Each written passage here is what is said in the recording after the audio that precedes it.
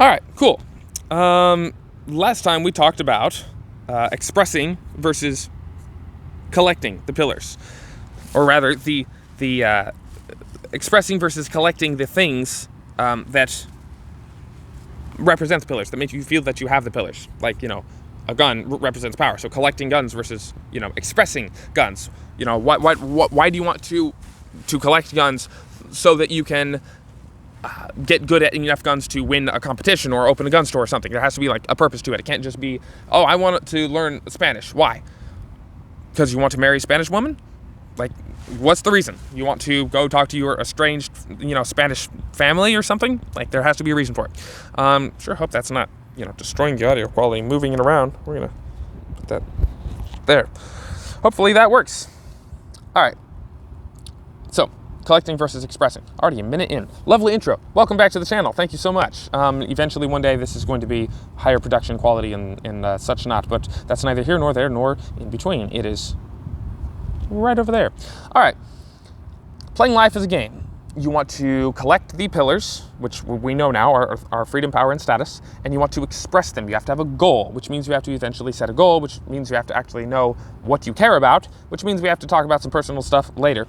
But first, in order to play life as a game, well, let's define game. So game, we are using two examples. One is Skyrim, a classic fantasy RPG video game. The other is D&D, and you can substitute it for Pathfinder or whatever you like. A tabletop RPG. It's important to understand how both of these games work in order to understand the game of life, because the game of life is a combination of the two.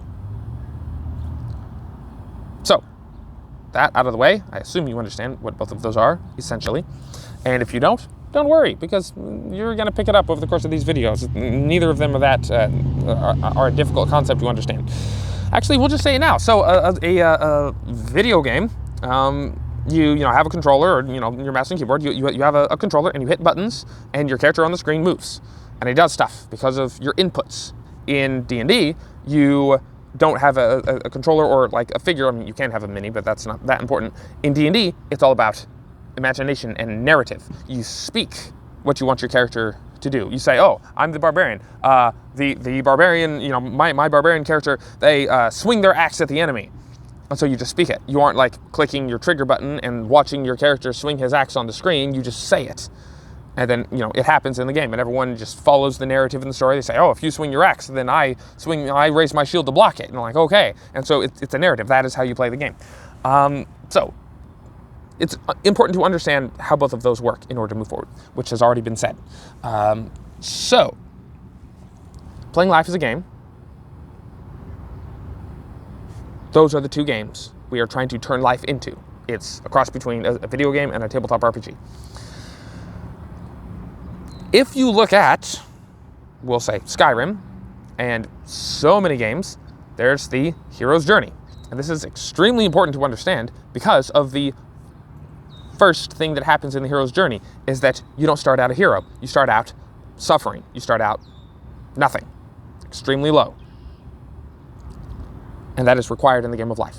Tough. Sorry. If you don't like it, click off. Because that's one big reason why I never, and you haven't, and so many people have not yet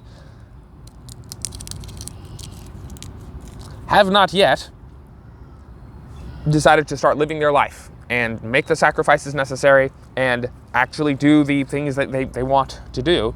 It's because you didn't go through the lowest point of the hero's journey, which is the start, where Luke Skywalker on Tatooine is just living a terrible life. You may think that's where you are now. Oh, I'm going nowhere. I'm living no life at all. It's like, well, kind of. You're just stuck in this limbo, but you have your comforts. You have Uncle Owen and Aunt Beru, and you have your speeder, and you have, your friends, and you have Tashi Station, and you have your hobbies, and you have all your little wastes of time. You know you weren't living life, you weren't going anywhere, but you have your wastes of time, and they're enough for now. They're enough to keep you comfortable, keep you from leaving. What you need to have is, you need to have Aunt Owen and Uncle Beru. You need to have them die, and you need to have your house burned down, and your room destroyed, and your closet and your chest full of all your goodies and your toys completely destroyed. You need to lose everything. Symbolically, in a certain thing, you don't need to actually lose your house, but you need to suffer. You need to reach your lowest point ever.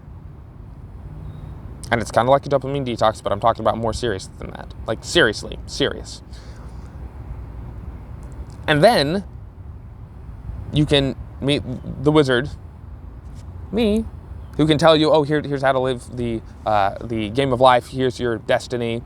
Not that I know it necessarily, but when I see you, I'm like, oh, here's what your destiny is, because we can talk about it and discover it. So, yeah, you have to actually lose all these things which are keeping you comfortable for a certain amount of time. And then you can find the motivation. It's really an amazing experience. It's called Slave.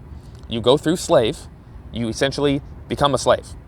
You become subservient and lowly, and you lose all rights and all abilities. You completely strip out all freedom, power, and status which you might currently have. Because usually the freedom, power, and status you have is just this fake. It's like a video game or internet junk that we used to look at, that kind of stuff. You cut it all out because it's fake, and it's not real, obviously, because it's fake. And it's useless, and it doesn't bring you anywhere. Looking at women online is not a relationship. And Call of Duty is not having power, and Skyrim is not getting real money or real abilities or learning anything or being a chosen one. That's all fake. So you cut all of that out. You cut out all your escapism, all the junk food and everything. You just cut it out. And you're like, oh, well, you're telling me to improve and live the game of life. I just gotta, stop doing the bad stuff. Yes, but wholesale, and take on the identity of a slave. And identity is a wonderful thing. We might be skipping ahead in the notes. Yeah. Okay. So, identity is an absolutely essential concept. Okay. So, going back to D&D, life is a game. Let's take a tabletop RPG like D&D, for example. You have a narrative. Like this is such an integrated concept into so many things. It's somewhat of a challenge to learn where to start, or to decide where to start. Okay, narrative is important. You have your freedom, power, and status, and we're just going to kind of throw this like quasi fourth one that's floating. It's narrative. Narrative is how freedom, power, and status work. It's all about narrative. How you play a game, like a role-playing game, Skyrim or D&D. You're role-playing. What is role-playing? You're taking on, like gunshot or something?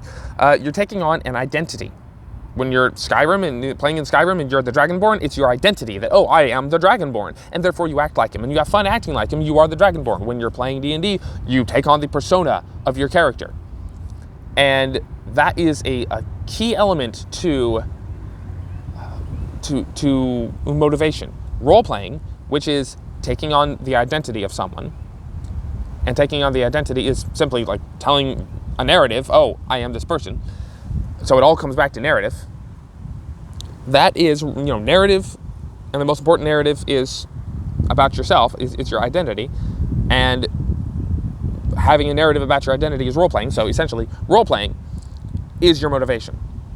That's like one of the key, biggest concepts to understand, that you're not improving, and I wasn't improving because I was still role-playing a loser.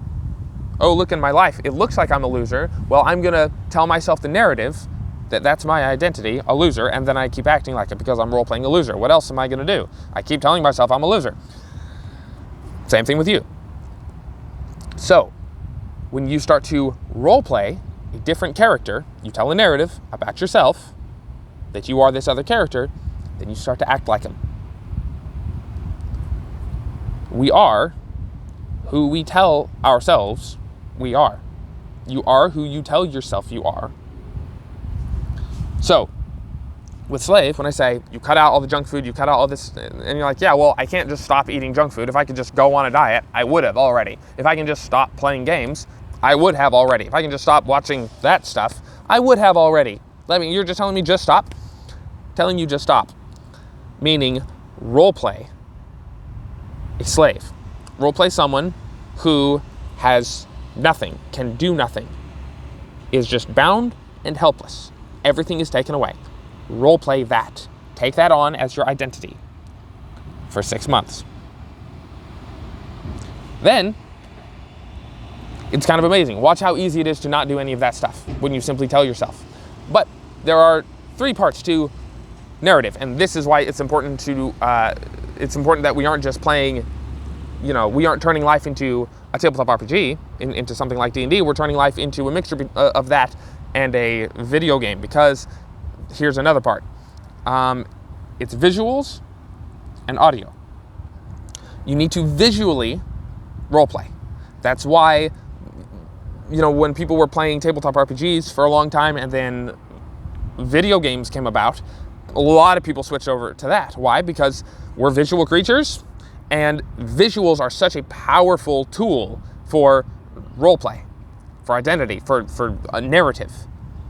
And so D&D, of course, has its merits, but when it comes to just grabbing attention, video games have it. So we're going to end it here. Feed the algorithm, like and subscribe and comment and all that stuff, and then next video immediately, because we're going to pick right up.